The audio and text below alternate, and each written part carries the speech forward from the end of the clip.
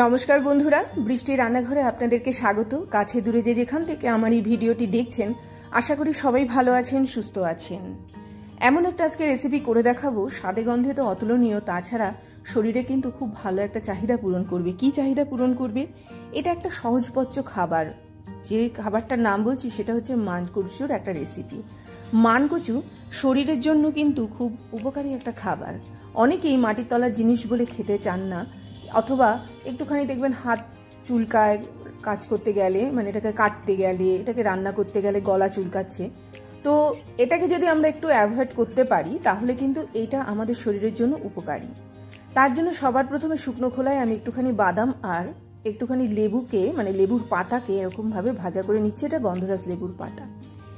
মানকচুর সব থেকে বড় কাজ হচ্ছে এটা খুব তাড়াতাড়ি হজম করে, এবং এর মধ্যে রয়েছে ম্যাগনেসিয়াম, পটাশিয়াম, তারপরে ম্যাঙ্গানিজ, আয়রন, ফাইবার সম্পূর্ণ রূপে রয়েছে। এর সব থেকে বড় কাজ হচ্ছে এটা দৃষ্টিশক্তি বাড়াতে খুব ভালো কাজ করে। সেই জন্য আমরা কিন্তু এটাকে খাবো।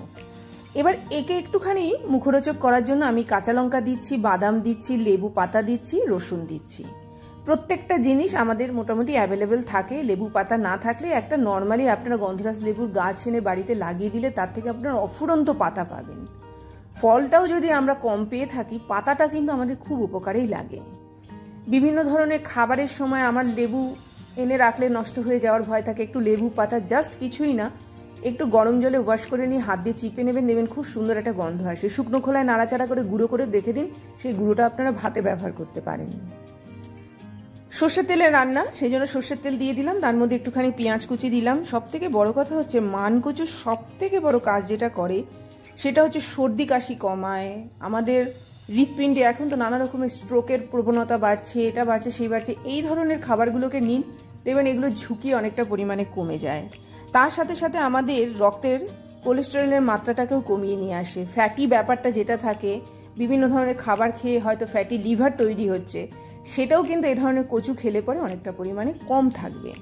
তার সাথে সাথে সব থেকে বড় কাজ হচ্ছে ক্যান্সার প্রতিরোধ করে। কচু হচ্ছে এমন একটা জিনিস, শরীরের রক্তের মানে দূষিত রক্তগুলোকে সরিয়ে দিয়ে বিশুদ্ধ রক্তগুলোকে আনার চেষ্টা করে, ক্যান্সার প্রতিরোধ করে। সেই জন্য জার্মগুলো শরীরের মরে যায়। তো অবশ্যই প্রতিদিনকার লাইফে বিভিন্ন ধরনের কচু শাক হোক, কচু লতি হোক, কচু হোক, এগুলোকে সঙ্গে নিন। গাঠি কচু হোক, ওল কচু হোক, যেভাবেই হোক না কেন এগুলোকে খাবেন। এবারে দেখুন গ্রেট করা আমি কচুটাকে, মানকচুটাকে এর মধ্যে অ্যাড করলাম।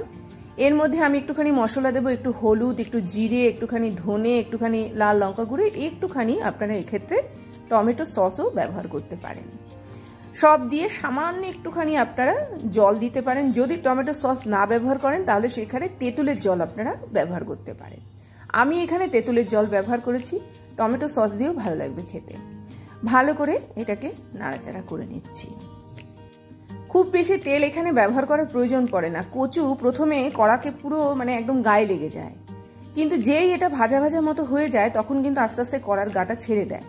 সেই জন্য কচুতে খুব বেশি পরিমাণে তেল দেওয়ার প্রয়োজন পড়ে না। তবে অনেকে আছে একটুখানি তেলা তেলা হলে খেতে বেশি ভালোবাসে। আমি সামান্য একটুখানি জল এর মধ্যে এবারে অ্যাড করলাম, করে দিয়ে এটাকে ভালো করে নাড়াচাড়া করে নিয়ে একটু ঢেকে রাখবো। কচুটা যাতে ভালো করে একটুখানি সেদ্ধ হয়।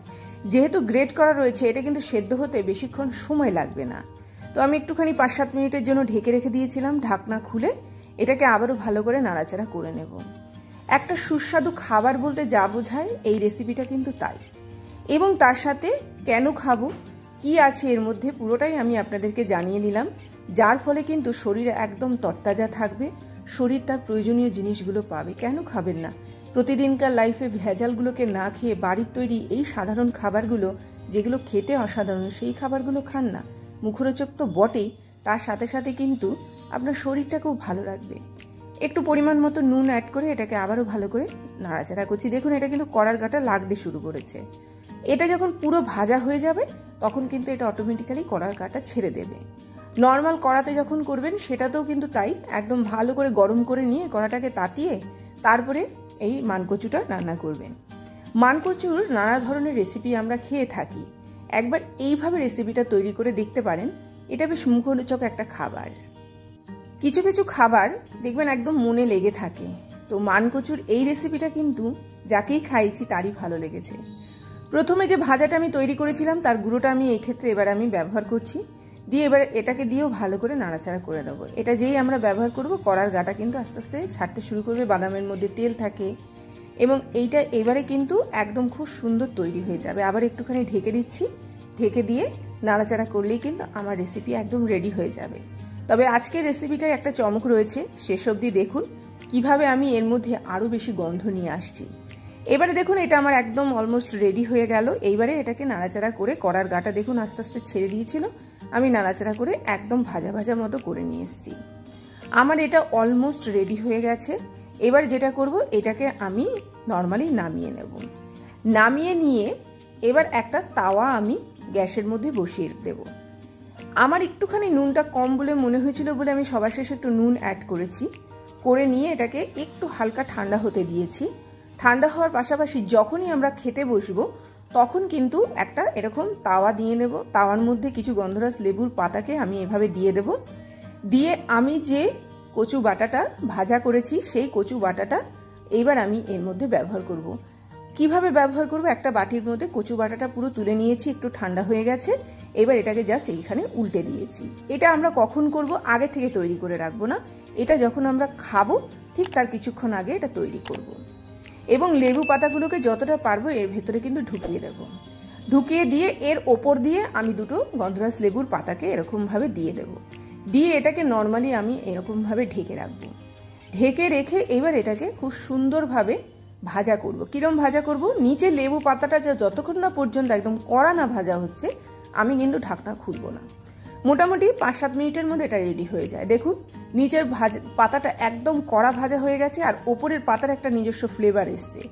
নিচের পাতাটা হাত দিয়ে জাস্ট একটুখানি ধরবেন যখন এটা মুচমুচে তৈরি হয়ে গেছে, মানে এই রেসিপিটা একদম রেডি। এইবারে খান আপনারা, অসাধারণ স্বাদের এই রেসিপি একবার হলেও খেয়ে দেখবেন, নিরাশ তো হবেনই না, বারবার খেতে ইচ্ছে করবে।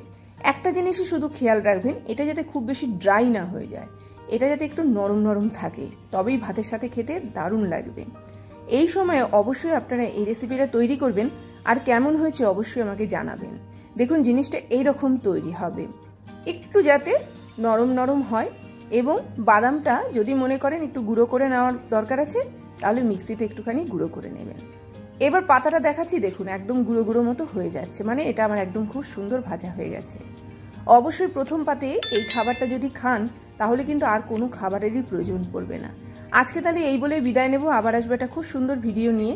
ততক্ষণ সবাই ভালো থাকবেন, সুস্থ থাকবেন, দেখতে থাকবেন বৃষ্টির রান্নাঘরে।